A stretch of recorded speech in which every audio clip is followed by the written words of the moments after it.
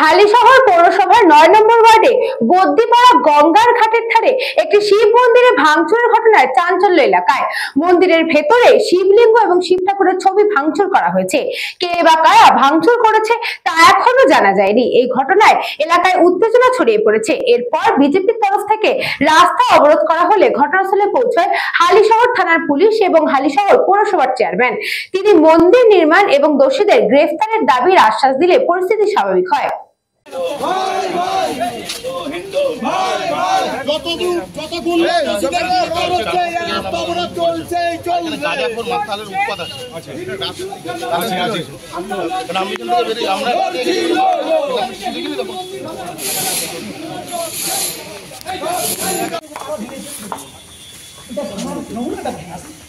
এটা তো পুরো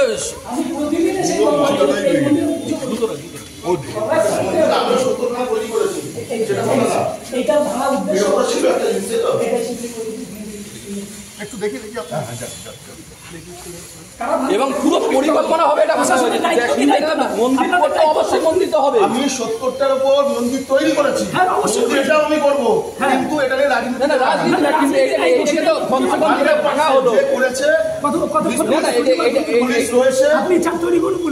আমি কথা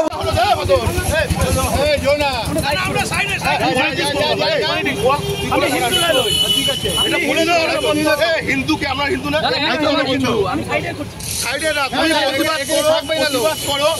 আমরা বলেছি করে দিচ্ছি, কে করেছে তুমিও জানো না আমিও জানি না, এটাকে নিয়ে ফালতু মার্কেট গরম করো না। কোনো মার্কেট গরমের নিজে বুঝতে পারছিস না, সব বুঝতে পারছি মার্কেট গরম, কিন্তু আজকে তুই দেখ মালদা মুর্শিদাবাদ থেকে আজকে না এটা ভুল হচ্ছে। কালকে যদি কেউ ধরা পড়ে যে আজকে যারা গন্ডগোল করছে কিংবা যারা এখানে বসে মদ গাঁজা খায় তাদের মধ্যে কেউ করেছে, তাহলে কি হবে? নিশ্চয়ই তাহলে ধরুক পুলিশ পুলিশ ধরবে কি? পুলিশকে ডাকবে না, তোর আমার ঘরের ছেলেই তো পুলিশ। পুলিশ ধরুক, পুলিশ তোর আমার ঘরের ছেলেই তো। এই বিষয়টা তো আগে এখনো কমপ্লেন হয়েছে কোনো? পুলিশ তো এসছে এখন। আমি বলছি তো আমি নিজস্ব করবো। আরে আমি করছি, আমি মিউনিসিপালিটি তরফ থেকে আমি করছি।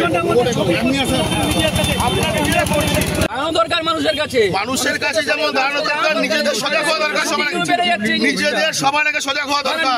তার কারণ এই ক্ষেত্রটায় রাত্রি 11টা 12টা অব্দি আমাদের ঘরের ছেলে মেয়েরাই থাকে, সেই জায়গায় দাঁড়িয়ে এখানে যেগুলো হয় এতদিন হয় না পার্কে আড্ডা মারতিস, আমি যে পার্কে আড্ডা মারতাম ম্যাক্সিমাম না ওইসব আলোচনা না, ও যে কথাটা তুলছে পলিটিক্স এর জন্য তুলছে।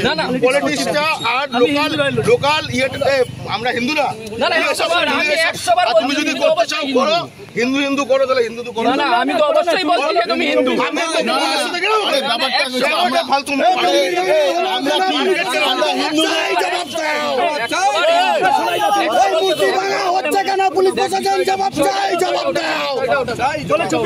আমি বলছি বারংবার যে কমপ্লেনটা যা লঞ্চ করবে প্রয়োজন আমি মিউনিসিপালিটি থেকে করছি, আমি ওটা করে দেবো, কিন্তু ফালতু কেন মার্কেট গরম?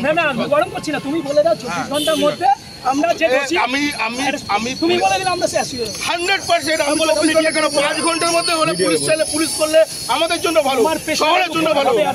আমি এফআইআর করছি এখনই, ওদের একটা সরকার আমি করছি,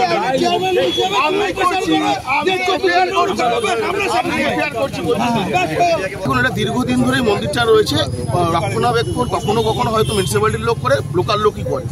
যে জায়গায় দাঁড়িয়ে কালকে রাতের একটা ঘটনা ঘটেছে, আমরা সকালে খবর পেয়েছি, আমি কিছুক্ষণ আগে খবর পাই। এবং দেখুন হিন্দু আমিও হিন্দু, যারা বলছে তারাও হিন্দু, এবং সবাই এটা আমি নিজে ওদের সাথে কথা হয়েছে, আমি নিজে একটা এফআইআর লঞ্চ করে দিচ্ছি। এবং হালিশহর পৌরসভার পক্ষ থেকে মন্দিরটাও আমি কেন রিপেয়ার করবো, এবং মন্দিরটা হালিশহর পৌরসভায় 100-র উপর মন্দির আমি নিজে হাতে তৈরি করেছি। সেই জায়গায় দাঁড়িয়ে যে বা যারা এখানে করেছে অবশ্যই তারা পানিশড হবে, এবং মাঝরাতে কে করবে সেটা তো কারোর পক্ষে দেখা সম্ভব না। এবং কেউ হয়তো এমনও উদ্দেশ্যে করতে পারে গন্ডগোল বাঁধিয়ে দেওয়ার জন্য শহরে, যেই করুক আমরা পুলিশের উপর পূর্ণ ভরসা আছে, তারা অ্যারেস্ট করবে। দেখুন আপনারা তো জানলেন এবং আমরাও এটা জানতে পেরেছি, এই ঘটনা গোটা বাংলা জুড়ে হচ্ছে। এর আগে মুর্শিদাবাদে আমরা দেখলাম, আমরা বেলডাঙ্গায় দেখলাম, আমরা ধুলিয়ানে দেখলাম, বহু হিন্দুদের মন্দির ভেঙে দেওয়া হয়েছে। এবং এরা ভাঙছে কারা? তৃণমূল আশ্রিত জেহাদিরা। আমি আবার রিপিট করছি, তৃণমূল আশ্রিত সংখ্যালঘু জেহাদিরা। এরা হিন্দুদের মন্দির ভেঙে দেওয়ার কাজ করেছে। একটু আগে মাননীয় চেয়ারম্যান বললেন যে এখানে অনেক ছাত্রছাত্রীরা আসে, তারা করে দেয় কিনা বা তারা করেছে কিনা এটা নিয়ে সন্দেহ আছে। অর্থাৎ উনি এখনো জেহাদিদের আশ্রয় এবং প্রশ্রয় দেওয়ার কাজ করছেন। উনি মনে করছেন যে এই ধরনের কাজ হিন্দুরাই করতে পারে। তৃণমূলের জামানায় হিন্দুদের তাড়ানোর যে চক্রান্ত মমতা ব্যানার্জি সেই চক্রান্ত এগিয়ে গেছেন এবং স্থানীয় এখানকার তৃণমূলের নেতৃত্বরা সেই দিকে অগ্রসর হচ্ছেন। গোটা বাংলাকে জেহাদিদের হাতে তুলে দেওয়ার এই চক্রান্তকে আমরা চরমভাবে তার ধিক্কার এবং প্রতিবাদ জানাই।